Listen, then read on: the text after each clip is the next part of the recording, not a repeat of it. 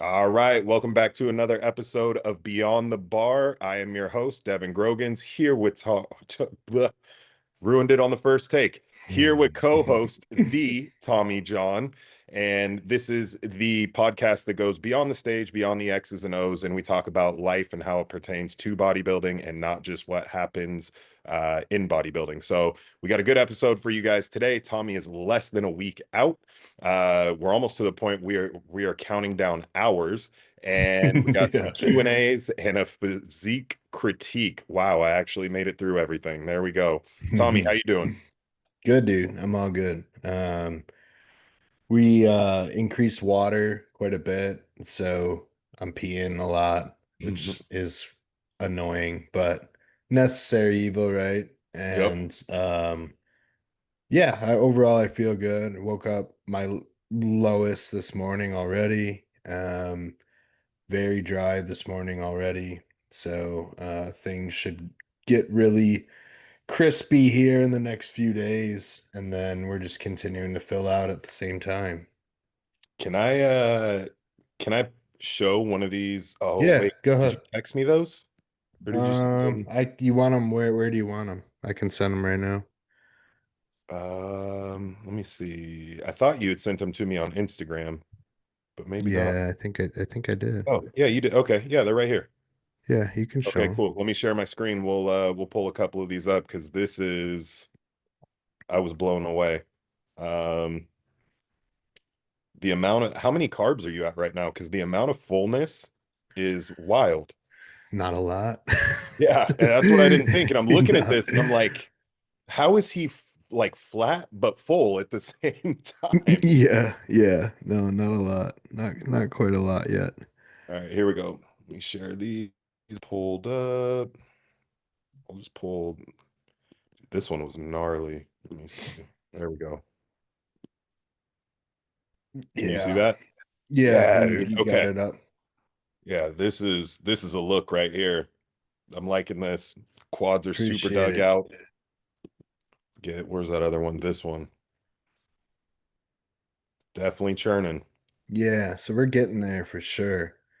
Um, This is, I probably have about 2 liters of water in me here. Yeah. Um, so it's not bone dry in the morning, you know. Mhm.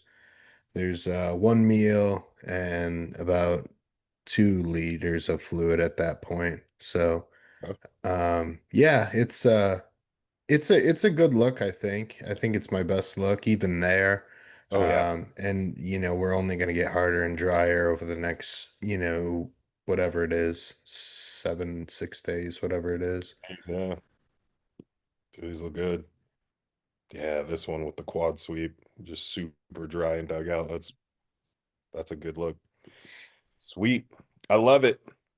Wait, Well, let's look at so where do I need improvement on these shots? Let me ask you that.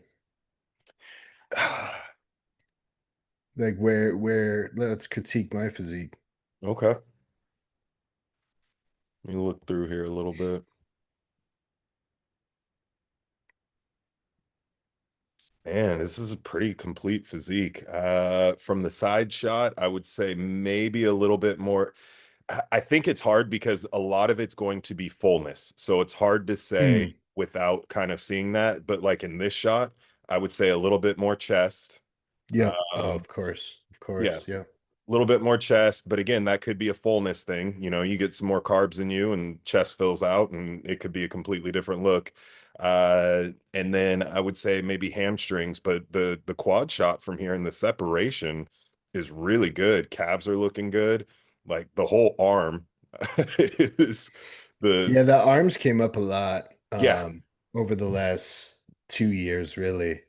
like even Um, the forearm, like everything here is just very aesthetic, very symmetrical. You can see the separation, you can see the lines.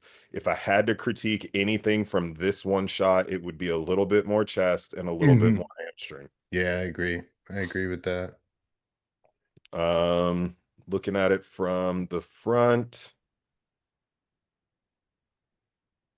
outer quad sweep a little bit, but that's just overall muscularity, and it could be fullness again. Midsection looks dialed. Um, Lats and arms look great. Like yeah, your arms and shoulders have come up a lot from last year. I would just say a little bit more in the legs, but I, in my opinion, that's most open body builders that Hmm. you know Hmm. that are right there. Um, Yeah, legs and l- legs, back, and chest is yeah, really where I need the most, I yeah. think. But shoulders look good. I mean, you can see your triceps from the front. Yeah. Lats are solid. Yeah, My I would just midsection does wash out in the front shots a bit. And now is maybe it's partly the fluid, but I was just gonna say, is that fluid or is that posing, or do you feel like that's just nah, I'm still pretty thin through the midsection. Mhm. I like my ab and thigh shot is pretty good. But I do need a bit more ab in the front shots. Mhm. Like, see, it looks okay there. Yeah, But if you look at my front double, like I'm just washed out in the yeah, center, so I do need to be more cognitive of I either need to learn how to pull an actual deep vacuum yeah, or um or I need to build the abs better. yeah. Yeah, play with that posing because I think you might be able to just pull that in and not even super deep, but I think if you just pulled that in and almost up a little, you might be able to Okay. get those to pronounce a little bit more. Yeah, that's what Kenny suggested for me now. Okay. He's like, let's just try the best vacuum we Yeah. can. He's like, because I can still see abs when you are doing Mhm. the vacuum. Um, and I think part of it is how I pull into that shot too. So like I think I need to dump my air before I get my arms Yes. up. Yep. You know what I mean? Because once you have Mhm. your arms up and the rib cage is open, you're not really able to do much with the air anymore, I right? was just going over that with Matt in his men's physique posing, Hmm. because he's wanting to hit his front shot similar to this as far as Yeah. where he's holding his air. And I'm like, no, we got to you want that air out and then either squeeze down or slightly pull in and up. Uh, Mm-hmm. Hmm. but yeah, I think you're right on par with that. I think that can be adjusted with just some posing. Um, Yeah, and when tweaks. the protein comes down a bit lower, which it probably will, I don't know. AJ and I have done that for other people for preps. I'm assuming he might do that for me. I bring the protein really low for guys and girls like the last 2 weeks or last week, to really help bring that waist in. But I mean, the waist is pretty good, you Oh know. yeah, waist looks tight. So I don't think it's a distension issue. I think it's just tweaking some of your breathing mechanics or just kind of Hmm. where you're holding the air and how you're holding the air. Yeah, and a lot of Danny and I have been addressing a lot of that in my training too, about just where to put air when you're training, Yes. Yep. and for powerlifting for so long, it's hard for me to empty the stomach of air because Mhm. I was always actively trying to fill it. Feel it, To, right.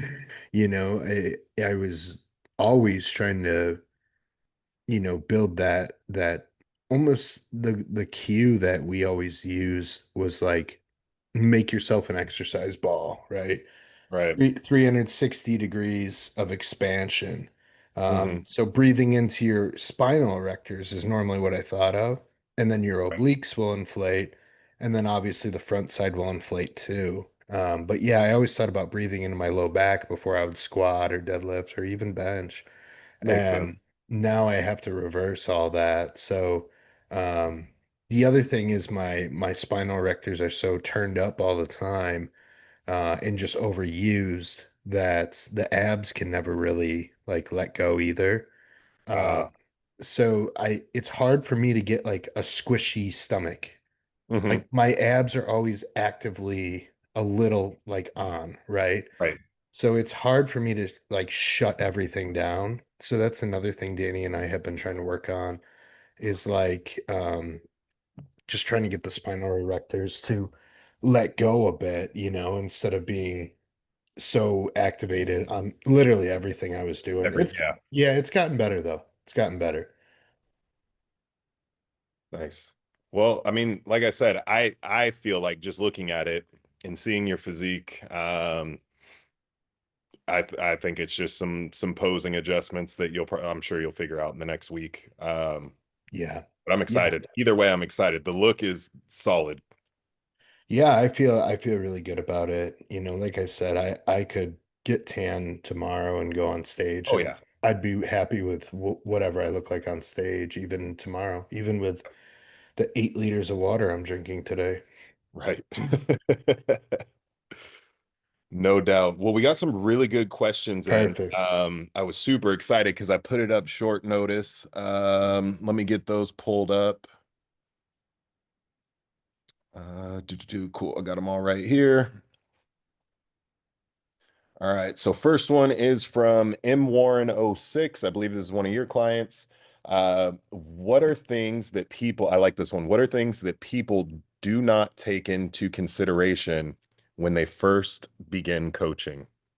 Mark always asks good questions. He does. Uh, things that people do not consider when they start to pursue coaching other people. Yes. Um, I assume he's talking about coaching other people.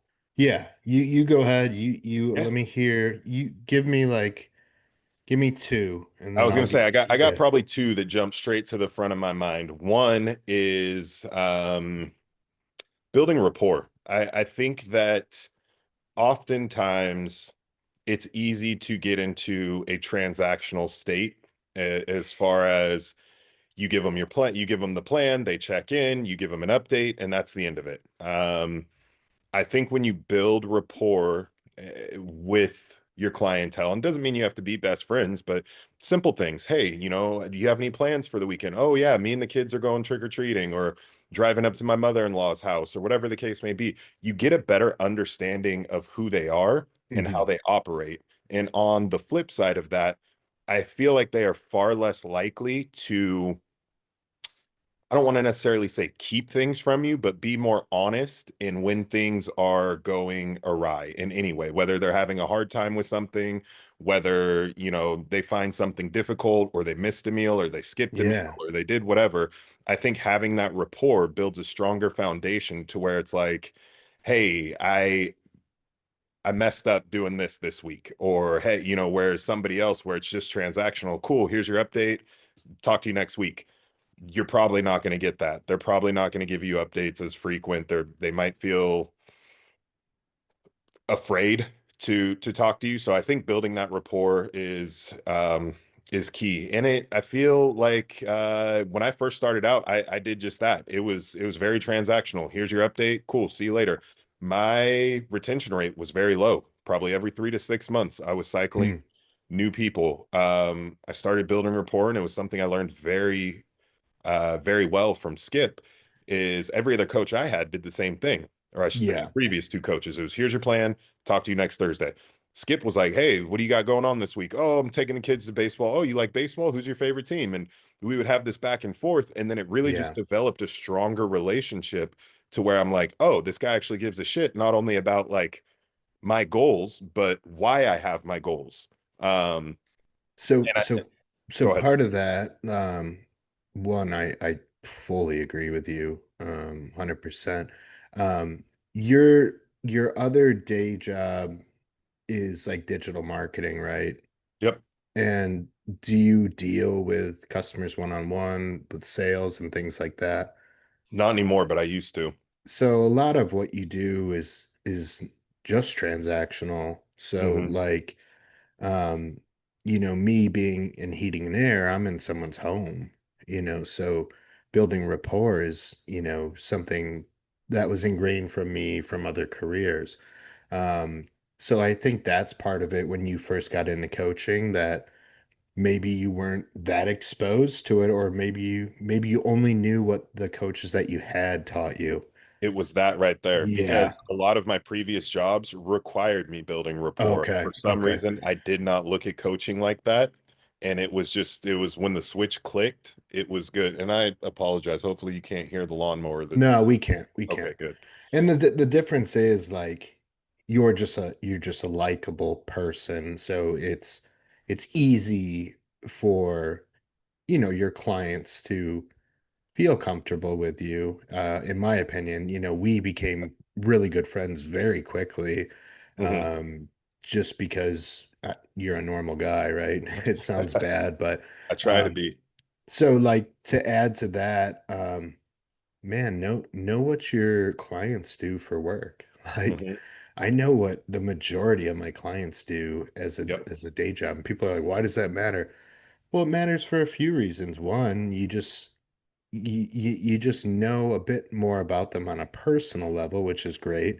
But two, you know how it's going to affect how you're writing their program. Exactly. Are they I in know, construction? Do they only yeah. get, one time a day to actually sit down and eat? Are they a nurse? Are So, they constantly walking, moving, and don't mhm. really, they might be scheduled for a break, but shit hits the fan and they don't get that break. Yeah, if you don't know what a client does for work, I mean, that I think that's you're missing a big puzzle piece there. Yep. I know Mark who asked the question. He does visual and audio install, security install.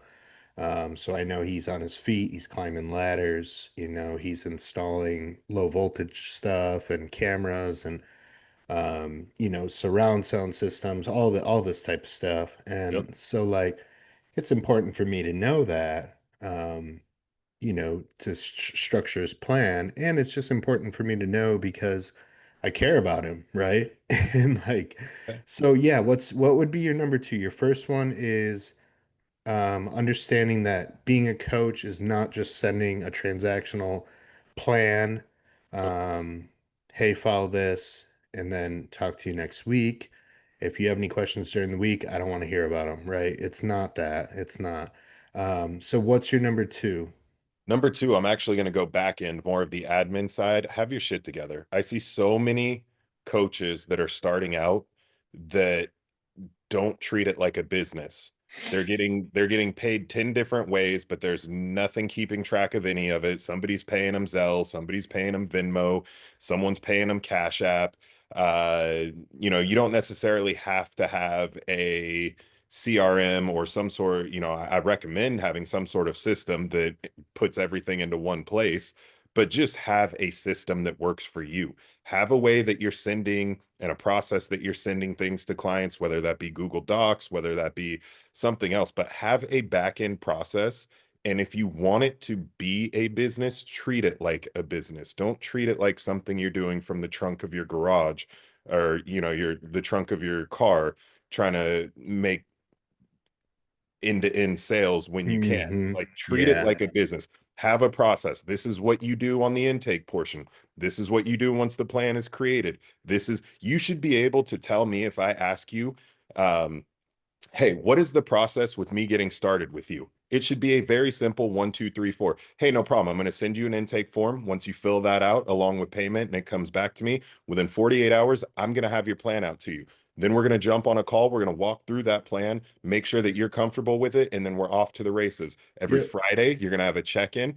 Once you get that check in, it's going to be done via email. I'm going to respond to you within 24, 48, whatever that looks like for you. I'm going to respond to you within 24 hours. If you have any questions before that, don't hesitate to reach me via email or X, instant messenger, whatever. Um, and that's how my process works. Every payment comes out on the 15th. If you start before the 15th, if you start after the 15th, then your payment comes out on the 1st. Like Yeah. there should be a clear cut process if you want to make this an actual career, even if it's a Hmm. side job. Treat Hmm. it like a real job. Yeah. Yeah. No, that's really good. Um, so that totally gives me a different light on the way I was gonna go. So Yeah, I'll for your go I'll go my direction okay. because it's different and that's nice because he's gonna have two different views. Um, the thing about coaching is know your abilities and know when to tell the client, I don't know. Yes. I just Nothing is I worse don't than I don't trying to make have up an answer. yeah. So I don't have the answer for that, but I'm gonna find it for you. Um, and then we'll get it worked out. Do not flirt with people's health. Do not make guesses. Do not use Chat GPT Oh, to diagnose problems for no. people, right? So if you're going to coach people, do not coach above your level. Do not coach something you don't understand.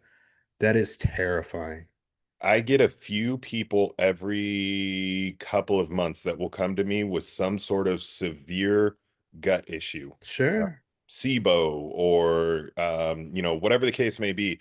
I have a s- a dietitian that specializes in those sorts of things. And the first thing I tell them is, as much as I would love to work with you, I am not going to be the best person for you, but let me give you the information to somebody that is. And I have passed her several clients, and she will get people that are coming out of CrossFit or want to do bodybuilding or whatever the case may be, and she will pass them to me. And it is an Yep. amazing referral source.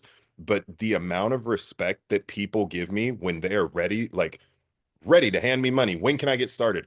I would love to work with you, but I'm not your guy. But I Nope. have somebody that is far better than me. Yes. It's going to help you with what you need specifically. Yeah. People respect that. Do not coach out of your wheelhouse. It's like when you learn to ride a motorcycle. If you ever rode a motorcycle, Yep. the number one thing they teach you first, wear all your gear, but Yeah. two is do not ride outside your comfort zone, right? And a lot of that's going on nowadays in the coaching world, and a lot of it's being done through AI.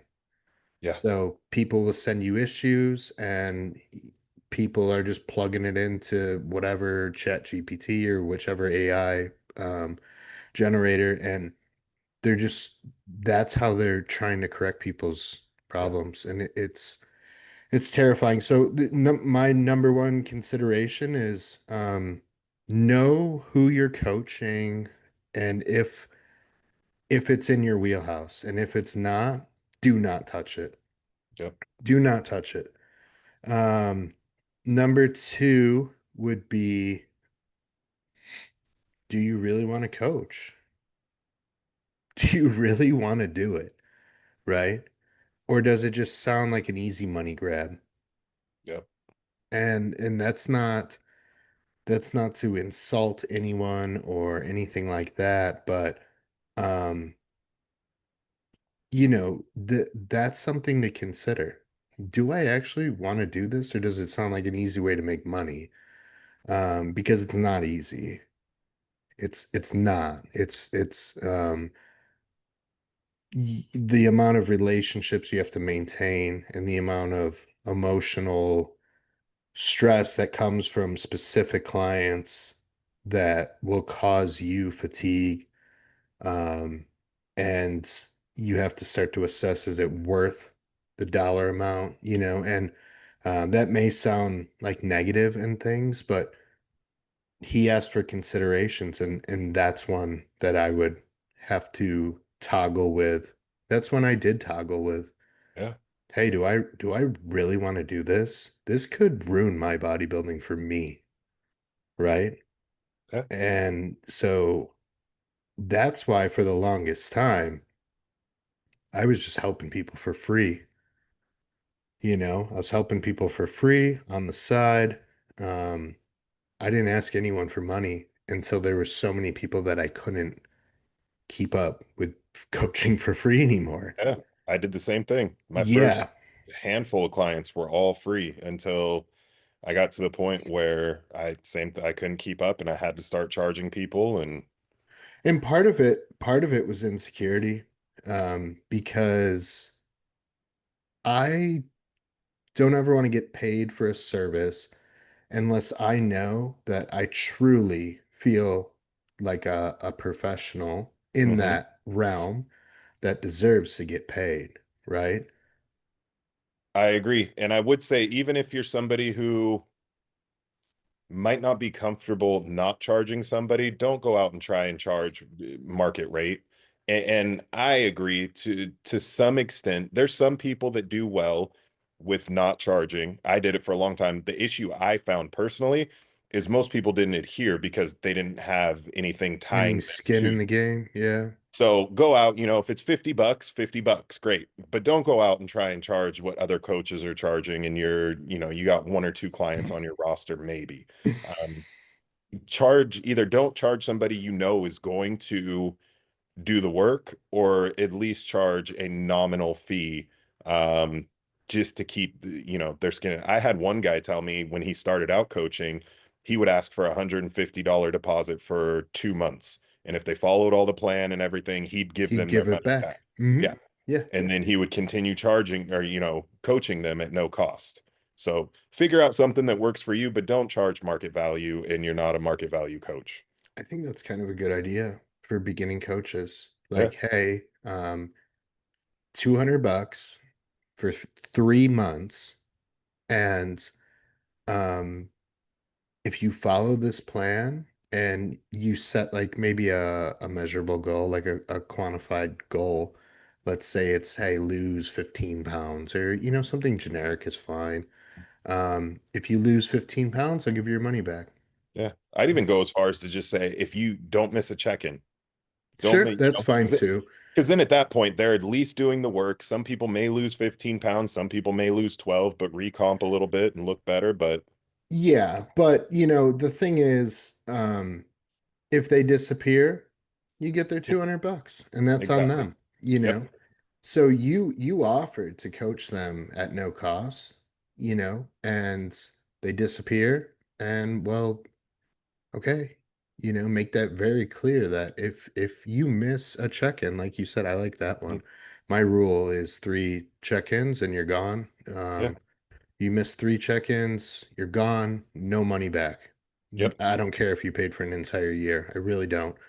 I have no problem sending people's money back if there's like a mutual agreement, like, hey, this is not working for either of Yep. us. Cool, what do I owe you? I'll take this back. Okay, great. Go Mhm. away. Love you, but go away. Yep. You're not my guy, I'm not your guy, right? Yeah.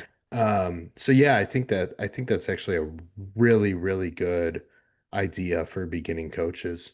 So cool. What's next? All right, next one. This one will probably be a quick one because I don't think there's quite a definitive answer we can put on this, but this is Oh from goodness. Dr. Dimsdale. I think it's another one of your clients, or at least somebody that follows you. He's one of he's in my live every Friday. Oh, cool. Yeah, yeah, he's cool. All right. What is the best rate of weight gain for an enhanced athlete in the off season? Why do you have to gain weight? Yeah, I would agree. So, prime example. I'm 8 weeks in on this push phase. Every week I have bounced between 224 and 226 every single week. I'm either like today I woke up, sleep this weekend was horrible. I woke up at 226. Last weekend I was 224.9, but every week I'm averaging 225. I'm getting bigger, I'm getting stronger. I have no Yeah. need to want to add weight. I would say, and I'll keep it real short, is your strength improving? Can you see a physical difference? Um, as far as are you getting bigger? Um, are you able to push more food and stay relatively the same weight? So like if he needed an answer, if he's like, "Oh, just give me a number," like, I could argue that anywhere from 1 to 4 pounds a month is not crazy in a progressive season, but it depends on multiple things. One, what is your starting point? Hmm. If you're fat as shit, you shouldn't be gaining anything. Yep. You should be dieting to single percent body fat. And at that point, you will gain weight quicker when the Hmm. body fat's lower. So, like my guy Dave, Diesel Dave, Hmm. he just competed yesterday and he did win his class, which is great. I wasn't gonna share that information, but he'll post about it. I didn't want to share his news, but Well, it's uh, okay. By the time this comes yeah, out, he'll probably share it before we get this out. yeah.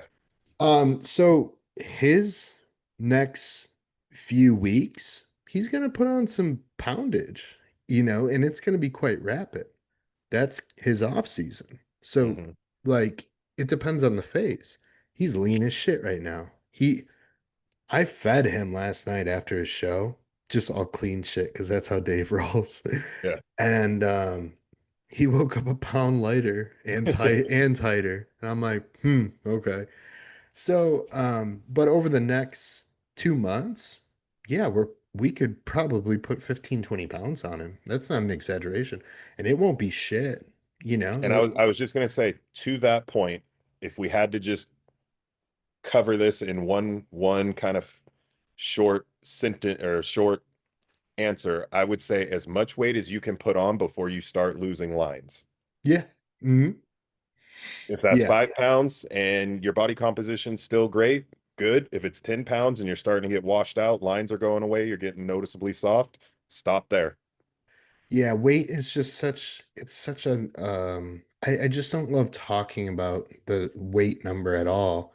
Um, and then I'll leave it at this, and I've explained this a million times to so many people because they never understand why I want to diet them so lean. Like, I just want to get big, bro. It's like, well, you're already big in a really bad way, so no.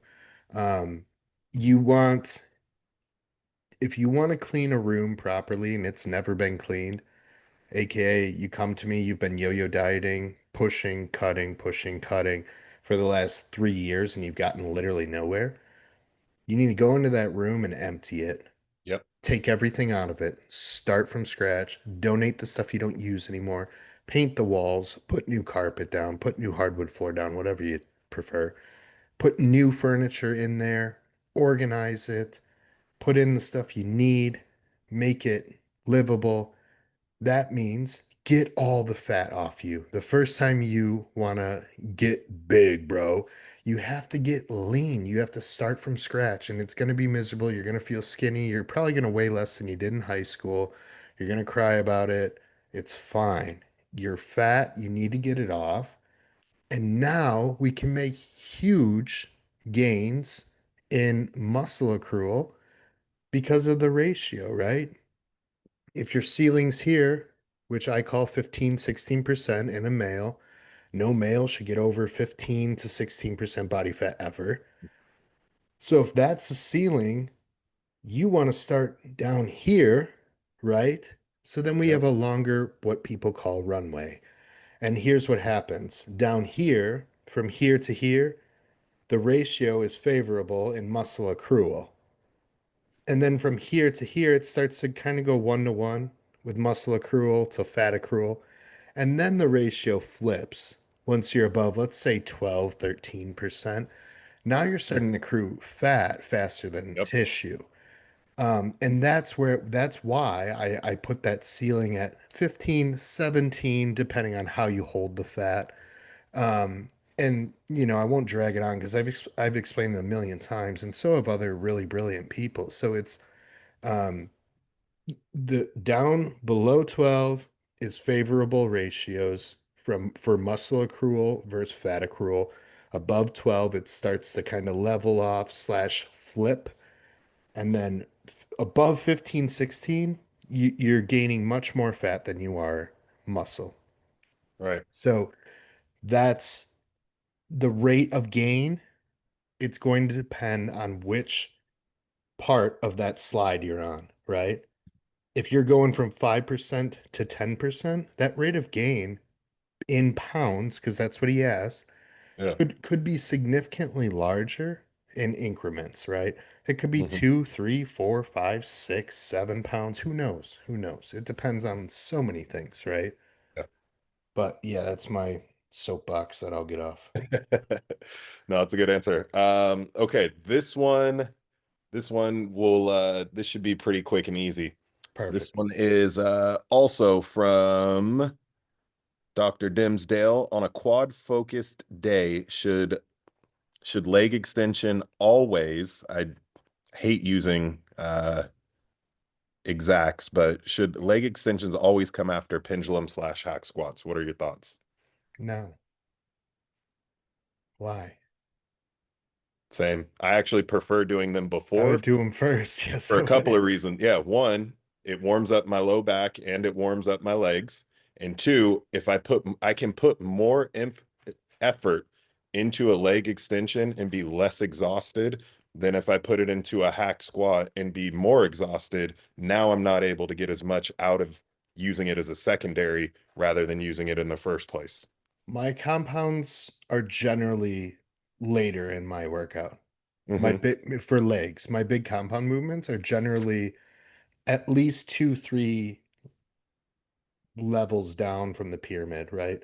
Um, so I have at probably two isolation movements before I get into any Yep. type of heavy I'm the uh, same way. leg press or hack squat. And one, it warms you up, like you said, gets the activation and the proprioception going right away. And then two, you just have to put less shit on the hack squat. Yep. You don't have to put as many plates on it. Who doesn't love that? Yeah. Well, I mean, a lot of you don't love it because you're embarrassed, but man, like Raymond was out here training the other day and he was using a pendulum squat and whatever. He was banging it out. He was getting after it. I'm like, dude, take that weight off. He's like, what do you mean? Like, take all the weight off. He's like, what do you mean? Like, take the plates off. Empty. Make the machine empty. And I took him through like one set where, it was controlled Hmm. and it was focused and I didn't let him pause and take 19 breaths in between reps. It's you get to the top, tension's on, you get right back in the hole. You're at the top, no resting. Yep. I always tell guys, what kind of sandwiches are you making at the top of that set, Yeah. You're doing 12 singles, you're not impressing anyone. Yeah. Do 12, I guess you could call them piston style Mhm. or That's the just term I use. tension. Yeah. Yeah, or just tension. Because sometimes piston people will then just go fast, right? But you know, don't rest at the top. Get to the top and go right back down. No Yep. resting at the top. And his legs were smoked, dude. Hmm. Absolutely smoked from one set with literally no weight on there. Yep. No weight on there. So that's another reason I would actually prefer leg extensions earlier in the session. Yeah. So, Dr. Dimsdale, if you're not doing that yet, swap them around. Give that a shot. Let us know how it goes. Next, this is the last one. Yep. It's we've talked about this before. I think we might even have an episode on this. So we'll just say 1 to 2 tips, or keep it fairly short because this is something that we could definitely run on with. But how do you like to run a rebound? As far as food, I believe so. um, I'm pretty moderate about how rapidly you have to listen to the body. So, Yep. like, are we talking about after a competition? They probably didn't I say. I assume so. We'll say after a competition Yeah, so or I a would, severe, we'll just say a strict dieting phase, whether that be after a competition or you're getting somebody completely shredded to build them back up. yeah. So, I generally start by adding food around training. Um, how much food? Well, it really depends on what I see week to week. If I add a total of 100 carbs around training and I see either the weight climb rapidly or I just see that they're feeling great and the gym performance is great. I'm like, cool. Why would I slam them with food? I want to keep them hungry for as long as Yep. possible. Um, so yeah, I'm pretty modest at first. I get the food around the training. And then some guys I just know because I've worked with them long enough where I know they can handle food. Like Dave, I just sent him his diet to start tomorrow. Bro, Hmm. he's getting food, he's getting Yeah. food. Like, and part of the reason is I've done 3 or 4 preps with him now. So I know how his body just goes through food. And the other thing is I just like I said, I just know how he responds. So I can be quite aggressive with a guy like him. And then there's other guys I know I can't be aggressive with because they will blow up with water and everything else. And I'm not giving my athletes edema. It's not it's non-negotiable. I don't need your shoes not fitting like that. It's terrible for you. So Or your I'm heart working twice as hard. yeah, all the stuff that doesn't matter, right? Yeah. Um, as far as gear, if they were doing a competition prep, I generally pull all the real harsh stuff. But I will leave in a lot of the typical off-season stuff, right? Hmm. Sometimes I'll lower it a little, or sometimes I'll leave it for a little. It all depends. It all depends. So, like, if they want it just like a black and white answer, like, hey, how do you do rebounds? Well, you just add food. Yep, I would You, agree. you just add food.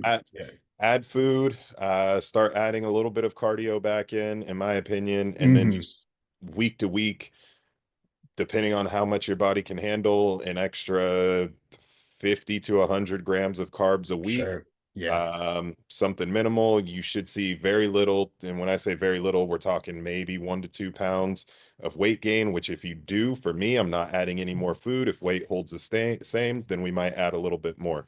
But there's so many different ways, and definitely check back on. I know we did a full episode on this before, so check back on. Yeah. I would almost do like if this person wanted a number, like I would probably increase calories by like 10%. And I was just gonna say 10% Yeah. weekly. 10, 15 being aggressive. Yep. And most of those are going to come from carbs, or if the protein got pulled lower because there's a competition, protein goes in first. I want to get some good essential fats back in right away, and then the rest would be carbs. Is Scott S. Freeze. He competed at USA's when I did about 2 years ago, currently working with cuts. He is 5 weeks out. Um, 5 weeks out. Here we Oh, go. it's a good condition. Yep. So back double. Wow, He's doing that's a great physique. both men's physique and classic, so you can get an idea. Men's physique pose right here. Wow, that's great. All right, I'm seriously, I have to All right, pee. go I'll for be it. You're right good. back. No, no, you're good. You're good. I'm gonna go too. You beat me. All right. Yeah, sorry, dude. That was No, not you're that good was because as soon not as you said happening. that, I was like, I gotta go really bad too. Yeah, yeah. Cool. So All right. now we can give him, some adequate time. Yeah. So, Okay. let's start. All right. Let Go me. go back to your first photo. Yeah. So He let's go looks here. Back great. He double. looks great. Wow. So okay. Initial thoughts here. He needs glutes. Okay. I would agree. And he needs glutes and adductors. Hmm. Huge missing piece um, in the adductors there, right? And the way he's hitting that pose, I mean, his legs are quite separated, but yeah, there's a lot to be desired uh, in the adductor area. Hmm. That will really complete that shot. And then, always more back width. Um, Yeah, I was just gonna say he could use some more lat width and then also lower erectors, I think. Yeah. Yeah, you will change your mind in a different shot though. Yeah. Oh, okay. Yeah, yeah. Let's take a look. So let's go. We'll just work through what he sent me. We'll go Perfect. side, chest. Man, that's quite a good side chest. He just needs more side leg, and it could be a posing thing. Yeah. But he needs more hamstring there. Hmm. Um, but like the upper body is Yeah, pretty damn good, honestly. It really is. I agree. All right, men's physique shot here. It's got a good upper shelf, whole upper shelf's really wide. It's It's got wide huge. Yeah. clavicles. Yeah, the It's a taper great, comes down well. This great shot, look. his lats look really good. I just He think needs from to the pop back, that one more. Yeah, that's yeah, all. and that's as simple as just pulling. I see this a The lot with elbow. I was gonna say with men's physique competitors, I see this a lot, is that elbow, you can't, it's hard to tell from this photo, but I know because I can It's tell the way that pointing back. it is pointing back. And Yeah. as soon as you start pulling that elbow forward, it spreads that lat further, which is going to give him more depth, or Yeah, excuse me, so more what's taper. his name? Scott? Got it. Yeah. Yeah, so Scott, if you drive that hand into that hip a little harder and just crank that elbow towards the Yep. camera, like boom, right there, that lat will come out. So yeah, th Exactly. that's a really complete shot. Mhm. Um, yeah, I don't, there's not much needed else there. One other thing I would do here is this left elbow is pointed back too. If he rolls his shoulder just a little bit so that elbow's almost Hmm. pointing sideways, it'll still be back a little bit, but that will help do the same thing on the other side. But like you said, overall, that's a very complete shot. And this is just nitpicking because I know him and he is receptive. Yeah, Uh, but all in all, I see that shot right there. It's a great look. yeah, it's a Um, really good look. Yeah. all right, so this is his back shot. Okay, yeah. Yeah, So see, he's yeah, got some erectors are spinal erectors there. yeah, much So better. I think it was just the lighting in that last shot, but I would still say a little bit of lat width and thickness. But I mean, rhomboids, rear delts, upper back looks solid. So the yeah, just more lat width. Rear delts are awesome. He's got great rear delts, which is cool. Yeah. The triceps are massive. But the one thing I notice, and maybe it's the angle, but he cannot get that left lat open quite as bit, and that's probably hurting that front pose that we initially saw. Ah, yeah, So if he needs to start getting muscle work if he's not start breaking up those scapulas and make sure when he's training his back, he's allowing the scapulas to actually open up. yep, Because yeah, that there it just looks kind of bound up there, and I think someone could break up a lot of that shit. yeah, right under that rhomboid there. Mm-hmm. Okay. Yeah. All right, here's ab and thigh. Yeah, that one's good. Yeah, that's a great Um, look right there. And I have no idea if this is end of the day, beginning of day. So the oh fullness of the sure. stomach could Yeah. be, so I'm not even going to touch on that, but this is a great shot. Yeah, there's not much I would change about that. As far as the posing, Um, I would like to see what it look like with a little turn on it. Hmm. Not straight on, like Yeah. a almost turn towards his front Right. facing Yeah. leg. Yep. Um, Just a slight canter. yeah, and then that back leg looks too small in that shot, but it's just because of how he has his feet placed. Right. It's kind of Um, tucked behind it. so he could probably just manipulate that pose a little bit and I think that's a really strong shot for him. I agree. Yeah. Last Yeah. one, front double.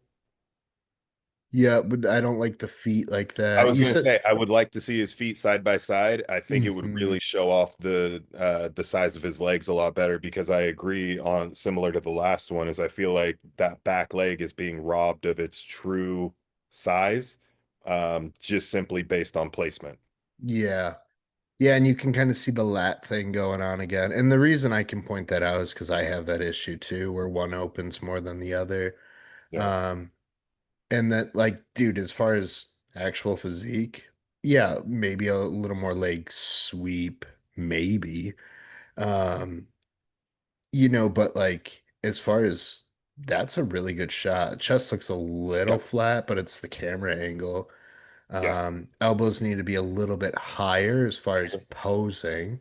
I agree. Um, you Hands know, out a little bit further away from him, just slightly, I feel like. yeah, yeah. If he gets those elbows a little higher, like the elbow above the shoulder line, Yeah. the arms will look bigger and maybe the lats will look better too. But he asked for physique critique. So like in that shot, man, there's not much missing. Just a little more lat is always desired.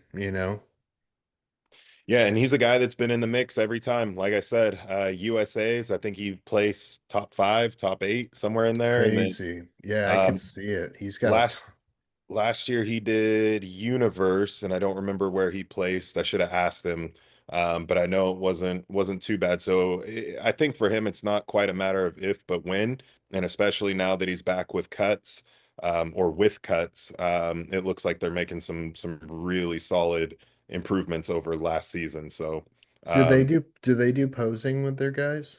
I don't know if he does. I think he makes recommendations, but I don't think he does direct posing. He might be working with somebody. I'll Okay. find out some more. But all in all, Scott, like, man, you already know my stance. I think Dude, you got a yeah. great physique. It's just a matter of fine-tuning a couple of things here and there. And it sounds like, we have our input. But yeah, just keep doing what you're doing.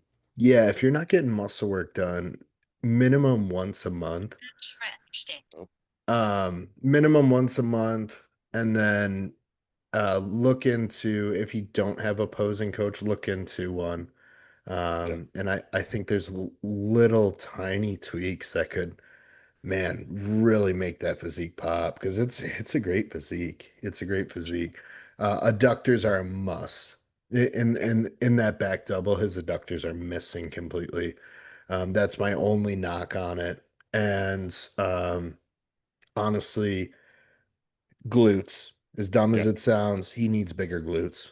Yeah. Just it will help the adductor and glute, that whole section is kind of missing a little bit. Mhm. There's kind of a hole there. So that was one of the things I brought up this year, and it really changed my back shot, the way it Oh, looked. yeah. So that's something he could focus on after his show. Um, in the off season is bringing those areas up. Perfect. Well, yeah. Again, if you guys have a physique you want us to critique, send it our way. We would love to take a look. We can let you know the exercises that'll help balance things out if there's any imbalances, or just like we did overall on what areas could be brought up. Always, always, always love having you send questions in. We got a guest coming up for the next episode that's it's going to be a good one. So I can't wait to get that one dropped for you guys. But for the time being, Tommy, let the people know how they can get a hold of you. Yep, tommyjohncoaching.com, Tommy John Coaching on Instagram, and chaseironsforum.com. You can find me over there. Any supplements or anything like that that I'm associated with, all of those are in my Instagram profile. So if you guys are looking to save money on stuff like that, that's all in my Instagram. Um, my YouTube channel will start to grow. Next year, I'm going to start pushing out more content and being more consistent with it. So Tommy John 312 on YouTube. That's going to start to grow a bit next year. Love it. How All about you, right. Devon? Where are you at? Yeah, you guys can find me on Instagram, dgrow39. Feel free to hit the website, www.nxtlevel-training.com. You can email me at devon@nxtlevel-training.com, and then all of the supplement codes will be in the comment section. That does it for this episode of Beyond the Bar. We will catch you guys next time. Perfect. All right, later.